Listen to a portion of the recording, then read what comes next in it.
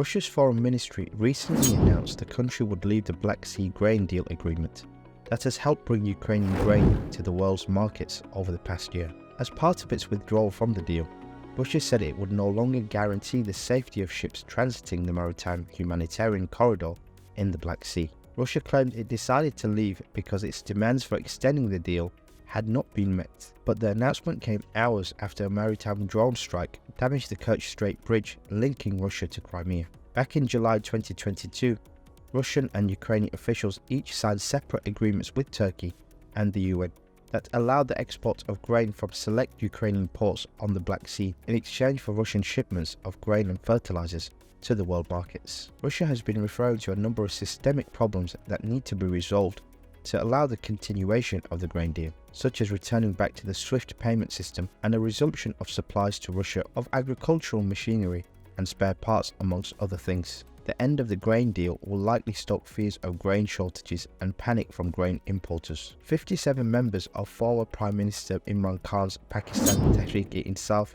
(PTI) party announced that they were quitting the party to form their own, called Pakistan Tehreek-e-Insaf Parliamentarians. Most of the new party's members are from the Khyber Pakhtunkhwa province, which has long been a PTI stronghold, including the new party's leaders Pervez Khattak, who previously served as Pakistan's defense minister and Khyber Pakhtunkhwa's chief minister. Authorities have cracked down on the PTI following violence conducted by PTI supporters after Imran Khan's 9th of May arrest. The crackdown by military authorities has seen a raft of key PTI figures quit the party and denounce the violence in recent weeks. The new party, which consists of the same old personalities, faced an uphill struggle with internal divisions and Imran Khan's enduring popularity. Within an hour of the announcement of the new party's establishment, at least 9 individuals, ostensibly linked to the new party, rejected reports of their supposed defections from the PTI and reiterated their loyalty to Khan.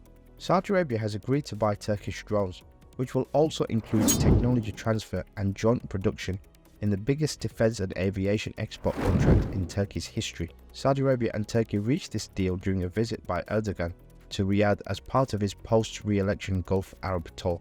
Erdogan won the recent election in the midst of major economic challenges, many of his own making. Such export deals gives Erdogan much needed investment and finance, with the Turkish economy reeling from inflation and growing national debt. For Saudi Arabia, the deal will facilitate the country's ambitions to build out its defense technology knowledge, with the added benefit of not risking disrupting US-Saudi ties, because Saudi Arabia will be importing weapons from Turkey, who has close political and strategic relations with the US.